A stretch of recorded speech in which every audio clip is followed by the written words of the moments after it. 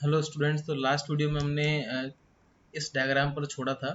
ये हमारा जो था वो जो प्रोसेस है उसकी स्टेट्स का डायग्राम था।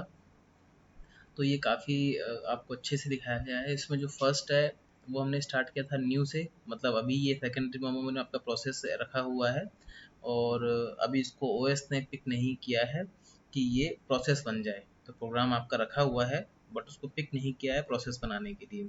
जब ऐसा कर लिया गया है तो ये रेडी स्टेट में आ गया है। रेडी स्टेट में क्या होता है, after the creation of a process the process enters the ready state, the process is loaded into main memory। मतलब अब जो आपका सेकेंडरी मेमोरी में था ये वहाँ से उठ के ये मेन मेमोरी में आ गया है। अब मेन मेमोरी से ये क्या करता है, जब ये रेडी स्टेट में आ गया है तो इसको मतलब रिसोर्सेज के लिए इसने कुछ मांग की है अपनी कि हमें जो कुछ रिसोर्सेज चाहिए ताकि मैं अपना काम कर सकूं।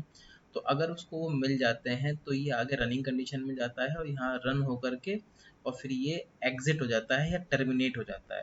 तो ये जो कंडीशन है ये तब आती है जब सब कुछ ठीक चलता है। लेकिन अब गलत कहाँ कहाँ हो सकता है, एक तो रेडी स्टेट पे गलत हो सकता है, एक रनिंग स्टेट पे गलत हो सकता है। ठीक है, अगर आपका यहाँ रनिंग स्टेट पे टाइम आउट आ जाता है कि प्रोग्राम में कुछ भी गड़बड़ नहीं हुई बस टाइम आउट हो गया तो वो वापस रेडी स्टेट में आ जाएगा यहीं से और फिर दोबारा डिस्पैच हो जाएगा।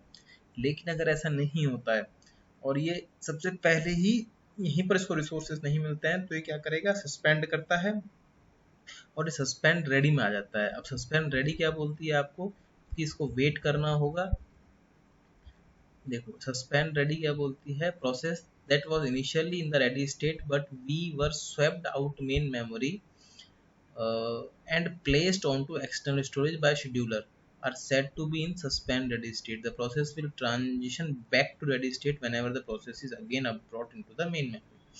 मतलब क्या हुआ कि कुछ ऐसा प्रॉब्लम हो गया कि जो आपका शेड्यूलर था उसको ये लगा कि ये टास्क जो है अभी नहीं होगी और इसको उसने क्या कर दिया, कोई एक्सटर्नल स्टोरेज में या वर्चुअल मेमोरी के बारे में हम पढ़ेंगे उसमें इसने इसको रख दिया और इसने बोल दिया कि जब आपका जब ज़रूरत होगी तब आपको वापस हम जगा लेंगे तो ये वापस एक्टिव कर लेंगे और रेडी स्टेट से सब कुछ काम दोबारा हो जाएगा।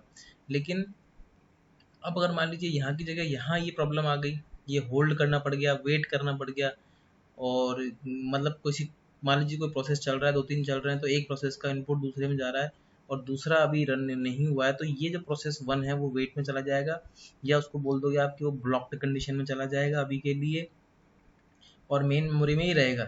यहाँ भी मेन मेमोरी में रहेगा, यहाँ भी रहेगा। अब ये ब्लॉक में चला गया। अब ब्लॉक में जाने के बाद में 2 रास्ते हैं, या तो ये यहाँ से अगर इसको टाइमली ये ओएस ने पिक किया तो ये वापस रेडी स्टेट में जाकर के अपना काम रनिंग के थ्रू कर देगा। लेकिन अगर ऐसा नहीं हुआ तो फिर ये क्या करेगा, मेन मेमोरी से जंप करके सेकेंडरी मेमोरी में आ जाएगा और ये सस्पेंडेड ब्लॉक में चला जाएगा। अब सस्पेंडेड ब्लॉक के बाद में ये यहाँ आ गया। अभी सस्पेंडेड ब्लॉक क्या होता है, ये ब्लॉक वो ब्लॉक है जो सस्पेंडेड रेडी जैसा ही है लेकिन इसमें थोड़ा सा बस ये चेंज है, मैं आपको बता देता हूँ। इसमें क्या है, similar to the suspend ready but uses the process which was performing input output operations, right, and lack of main memory की वजह से ये यहाँ आए हैं। इनमें कोई गड़बड़ नहीं थी। एक तो ये आईओ ऑपरेशंस चाह रहे थे और दूसरा इनमें मेन मेमोरी की कुछ इशू आ गया था, इसकी वजह से ये उठा के हमको कहाँ पटक दिए गए, सस्पेंडेड ब्लॉक में पटक दिए गए हैं। जब ये सस्पेंडेड ब्लॉक में देखिए आप, सस्पेंडेड रेडी से कभी नहीं आता है। ये जब भी आएगा तो मेन मेमोरी के ब्लॉक्ड से आएगा, मतलब यहाँ तक हम मेन मेमोरी में थे, जब भी हम यहाँ से यहाँ जंप करेंगे तो ये सस्पेंडेड ब्लॉक में आ जाएगा। उसके बाद में जब इसको लगेगा कि हाँ अब आपका जो है रैम वो अवेलेबल है तो ये वापस सस्पेंड रेडी में आएगा। सस्पेंड रेडी से एक्टिव होकर रेडी स्टेट में जाएगा और फिर रनिंग के थ्रू फिर एग्जिट हो जाएगा, टर्मिनेट हो जाएगा। तो ये एक प्रोसेस का लाइफ स्पैन भी आप इसको बोल सकते हैं, प्रोसेस का चार्ट भी बोल सकते हैं, आप इसको कुछ भी बोल सकते हैं। ठीक है, तो ये प्रोसेस है।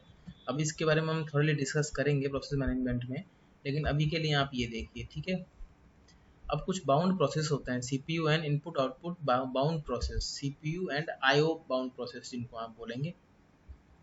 देखो इसमें क्या है, देखो अगर आपका जो प्रोसेस है वो बहुत ज़्यादा हैवी काम कर रहा है किस पर, सीपीयू ऑपरेशंस पर, तो उसको आप सीपीयू बाउंड बोलेंगे। अगर आपका जो प्रोसेस है वो काम कर रहा है इनपुट आउटपुट ऑपरेशंस पर, इंटेंसिवली काम कर रहा है, तो उसको आप बोलोगे आईओ बाउंड प्रोसेस। ठीक है, क्लियर है। इसके बाद में जो आप ये काम करते हैं इसमें तो जो शेड्यूलर्स होते हैं, हमने बोला ना कि हम शेड्यूलिंग सीखेंगे प्रोसेसेस की, तो जो शेड्यूलर होते हैं वो कितने तरह के होते हैं। एक होता है लॉन्ग टर्म या परफॉर्मेंस शेड्यूलर इसको बोलते हैं। ये एक ही बार में डिसीजन लेता है कि कितने सारे प्रोसेसेस जो हैं वो रहने चाहिए आपके रैम के अंदर या रेडी स्टेट के अंदर, ठीक है।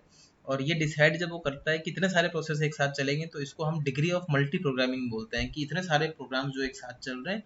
तो और जब ये डिसीजन ये ले लेता है तो ये बहुत लंबे समय तक चलता है, इसलिए इसको परफॉर्मेंस या लॉन्ग टर्म शेड्यूलर बोलते हैं, ठीक है। शॉर्ट टर्म शेड्यूलर को हम कॉन्टेक्स्ट स्विचिंग टाइम भी बोल सकते हैं, ठीक है। इसमें क्या है, शॉर्ट टर्म शेड्यूलर जो होता है वो डिसाइड करता है कि नेक्स्ट कौन सा जो आपका प्रोसेस है वो एग्जीक्यूशन में आने वाला है।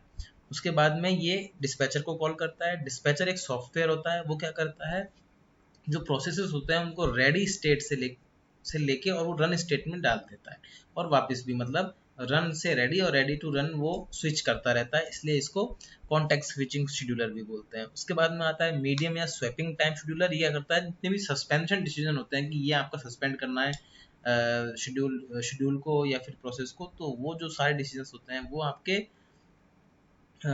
medium term scheduler is used for swapping, that is moving the process from main memory to secondary memory and vice versa। तो जितने भी हमारे मेन मेमोरी में काम कर रहे होते हैं प्रोसेस, उनको उठा करके जब इसको सस्पेंड करना है तो ये कहाँ ले जाके रख देगा, सेकेंडरी मेमोरी में। तो वो काम जो होता है वो आपका मीडियम टर्म या स्वैपिंग टाइम शेड्यूलर करता है, ठीक है। अब देखिए इसके बाद में एक छोटा सा जो मल्टी प्रोग्रामिंग का कंसेप्ट है वो ये है कि आपका process ready to run state में है, ठीक है। We have many process ready to run, मतलब आपको जो बहुत सारे प्रोसेस हैं वो रन कंडीशन में, रनिंग कंडीशन में आने के लिए तैयार हैं। अब कैसे डिसीजन करेगा आपका शेड्यूलर इस चीज़ को, तो उसके लिए मल्टी प्रोग्रामिंग में दो वर्ड्स होता है, एक होता है प्रीएम्पशन, एक होता है नॉन प्रीएम्पशन। और जो प्रीएम्पशन होता है ये क्या होता है, process is forcefully removed from CPU. Preemption is called as time sharing और मल्टीटास्किंग। मतलब जैसे ही कोई नया प्रोसेस आएगा आप क्या करेंगे, उसको जो पुराने प्रोसेसेस होते हैं उसको रिमूव कर देंगे और नया प्रोसेस रन करेंगे, ठीक है। और इसको आप टाइम शेयरिंग या मल्टीटास्किंग भी बोलते हैं। और जो नॉन प्रीएम्पशन होता है वो क्या होता है कि processes are not removed until they complete the execution. Non preemption मतलब आप उनको हटा ही नहीं सकते रैम से, और ये गलत है। इससे तो क्या हो जाएगा, आपका जो सिस्टम है वो मल्टीटास्किंग रहेगा ही नहीं। तो ये प्रीएम्पशन और नॉन प्रीएम्पशन दो तरह की चीजें हैं आपके इसमें, ठीक है। जो हम शेड्यूलिंग जब हम पढ़ेंगे तो उसके अंदर ये प्रीएम्पशन और नॉन प्रीएम्प्टिव अप्रोच जो है वो हम अच्छे से एग्जांपल्स के थ्रू करेंगे। और इसमें देखिए एक और आता है part, degree of multi programming.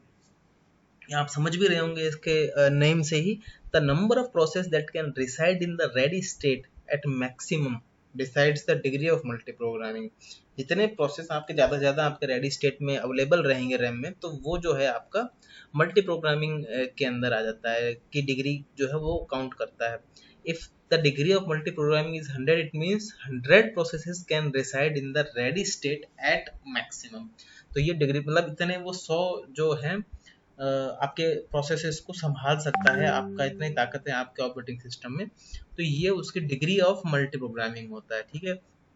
और ऑब्वियस बात है कि जितने ज़्यादा प्रोग्राम्स हम डालते जाएंगे उतना थोड़ा सा स्लो हो जाता है आपका सिस्टम, लेकिन फिर भी हम इतने सारे काम एक साथ कर पाते हैं, इसलिए हम उसको नेग्लेक्ट कर देते हैं, ठीक है। तो अब हमने काफ़ी इसके बारे में बेसिक्स जो हैं पढ़े हैं ऑपरेटिंग सिस्टम के बारे में, प्रोसेस मैनेजमेंट के बारे में भी देखा है, ठीक है। स्टेट्स के बारे में हमने पढ़ा कि स्टेट्स क्या होता है, राइट। उसके कुछ ग्राफ्स देखे, फिर हमने इसके काफ़ी चीज़ें जो हैं पढ़ ली हैं, स्टेट वर्सेस प्रोसेस, ठीक है। आप इसको रिवाइज कीजिए, फिर हम नेक्स्ट वीडियो में बात करते हैं।